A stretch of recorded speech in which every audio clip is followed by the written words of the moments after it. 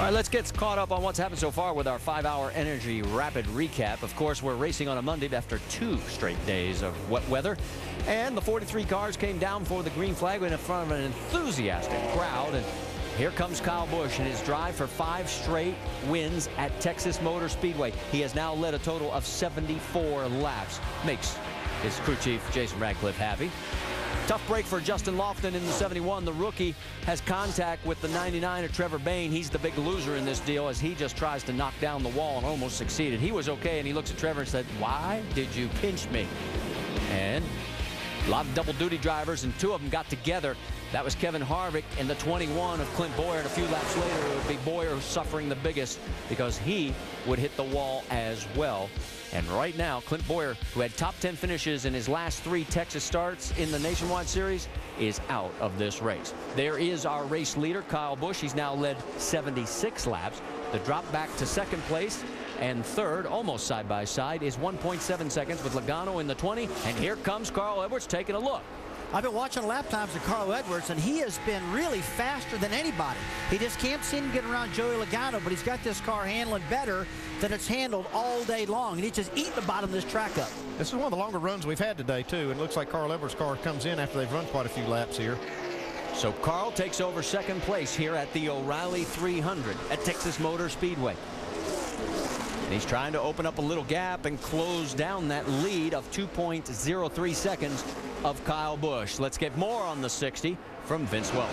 Well, Carl's been really happy with it throughout the course of the day. Says it's just a little bit free. That was the communication to Drew Blickensderfer just a moment ago. But as you can see, good enough to get past the 20. You know, mentioning Blickensderfer, he came from the Cup Series where he was crew chief of the 17. So he was not around the Nationwide Series at all last year. And he said it's amazing how much the Roush Nationwide cars changed in that amount of time and how he has had to play catch up this season. But he said, I feel like I'm getting real close to being where I need to be, and that may be good news for Carl Edwards in that search for the first victory in the 60 this season. Well, Dave Burns?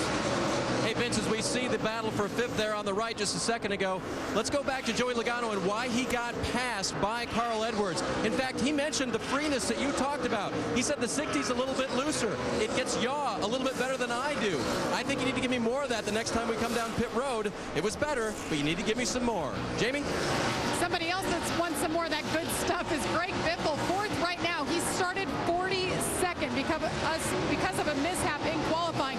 Talk about this car. They ran it out of fuel in practice on Friday. They turned so many laps to make sure this car was as fast as those guys at 22 and the 18 that they were watching in qualifying. Now, Greg Biffle, this is his last race for a couple weeks now in this car. He's very sentimental with this team, wants to get a race win. You see Brad Keselowski on the outside there of Paul Menard. But Greg Biffle, car is good, no adjustments on the last stop. Marty? So Keselowski takes over the 9th position and makes it look pretty easy. So remember when he was well back around 26th. This is Jamie McMurray as he is closing down on Reed Sorensen. That is for 6th position on the racetrack. Yeah, we were just talking about what a great race that McMurray was having, and now he's slipping backwards. He was running 4th earlier, and he lost that to Greg Biffle. Now he's losing another spot. It looked like he was coming back. Here he does. It looks like he comes back and then in through the corners when he loses it. Well, I just think they're going to need a couple more pit stops for the 88 car just to get it tuned up right. I mean, this is the first time Jamie's really run this car. Doesn't know what to expect yet. Let him stay working on it, and I think we'll get better. Landon Castle, that's 20th place. He's looking out the back. And a little bit further back is his closest competitor, Brian Scott. No instant threat, but there's a lot of lap traffic involved in this as well. Castle will be coming out of that car, and we'll talk more about that when we get a chance because we got a battle for 13th. A pair of Toyotas right there, Steven and Jason Leffler. These guys are good friends off the racetrack. They talk a lot, but you have to give a lot of respect right now to each other if you run that fast, that tight. Say Steven ducks in behind now. And remember, Leffler had a penalty for a loose lug nut on pit road earlier, so he has bounced back and is now finding himself in 13th position. Pit stops should be coming up in the not too distant future here at Texas Motor Speedway. We have completed 114 of 200 laps. Kyle Busch is still leading.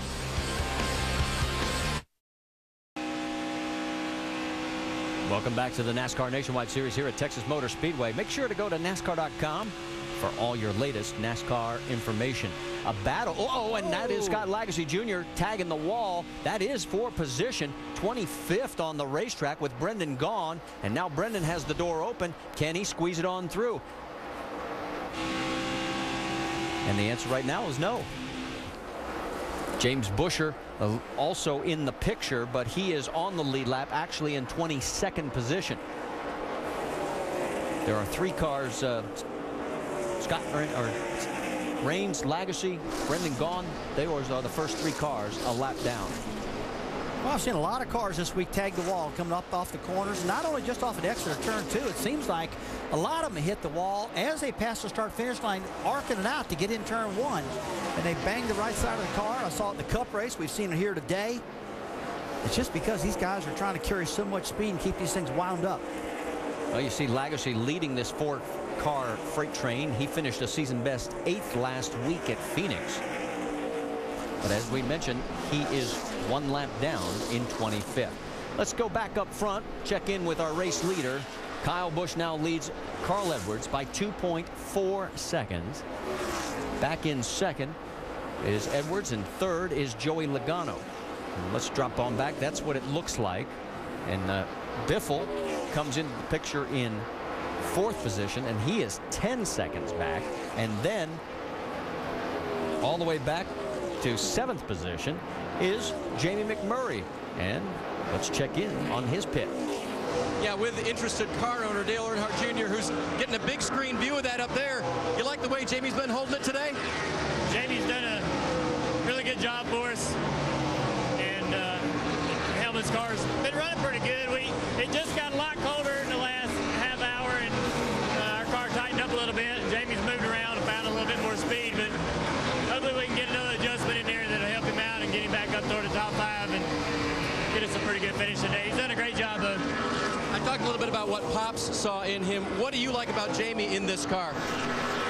I just like Jamie's attitude. He's always got a great attitude. Me and him have always gotten along really well. And, you know, he just wanted to do it, you know, wanted to get in there and do it. So it's a lot of fun when you get to work with the guys you get to meet and bang with on Sundays. Every once in a while we get together and do something fun like this. It's pretty neat. Thanks, Junior. You know, it's funny he talks about attitude. When you listen to Jamie on the radio, it's just like he's calmly going around the track, reporting, giving feedback, doing a great job as far as that goes, too. Well, Jamie was the last driver in the Nationwide Series to win 4 in a row at the same track. He did it at Rockingham. He has a total of 7 career wins. Hey, you know, talking about Jamie McMurray, Andy, one of the things that I like about McMurray is his ability to tell the crew what he needs in the car.